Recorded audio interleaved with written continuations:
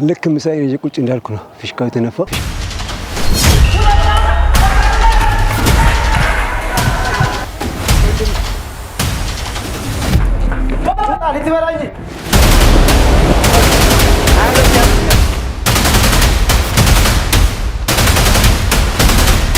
$1 ሚሊዮን ብር የሚያሸልመው ሁለተኛው ዙር ታላቁ የመከላከያ ቻሌንጅ ውድድር ሊጀመር ነው።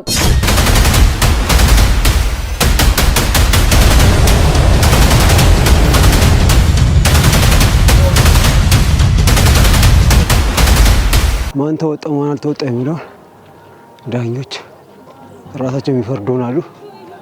እኔ በጣም ከብዶኛል። ከባድ ቻሌንጅ ነበረ። እውነት ለመናገር ለብሩ ብዬ አይደለም የቆየሁት ስለያዘኝ ነው። በጣም በቃ የሚያስይዙ ብዙ ነገሮች ስላሉ ነው እንጂ ያው ብሩን ከኔ የተሻሉ ሰዎች ይበሉታል ብዬ ስለማሰብ ቆይቻለሁ። በቃ እልው ብቻ ነው እስካሁን ያስቆየኝ።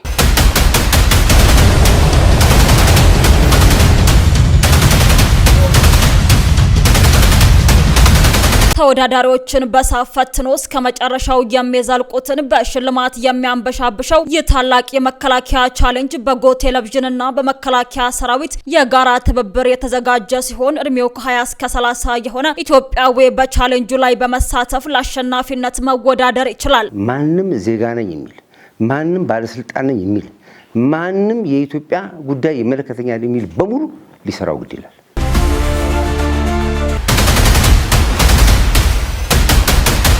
ቁርጠኝነት፣ የሀገር ፍቅር፣ ጽናት፣ መስዋዕትነት፣ ዓላማ፣ የአካል ብቃት የሚጠይቀው የታላቅ የመከላከያ ቻሌንጅ ለሁለተኛ ጊዜ የሚካሄድ ሲሆን የቻሌንጁ ብቸኛ የሚዲያ አጋር ጎ ቴሌቪዥን ነው።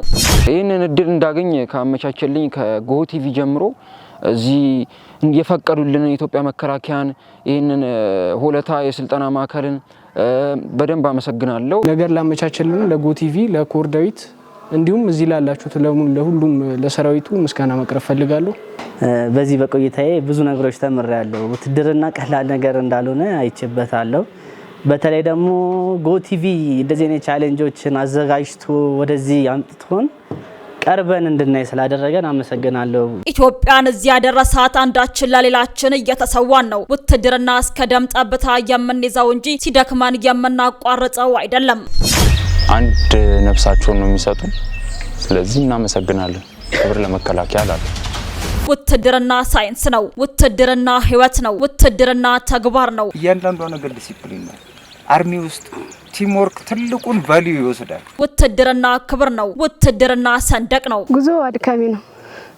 ቢሆንም ግን ተወጣነዋል። ጎ ቴሌቪዥን ከመከላከያ ሰራዊት ጋር በመተባበር ባዘጋጀው በዚህ ቻሌንጅ ላይ መሳተፍ በህይወት ዘመን አንድ ጊዜ ብቻ የሚገኝ እድል ሲሆን ከአይምሮ የማይጠፋ ትዝታ ከራስ አልፎ ለትውልድ የሚተርፍ የህይወት ስነ ምግባር ሰንቀው የሚመለሱበት በመሆኑ ፈጥነው ይመዝገቡ።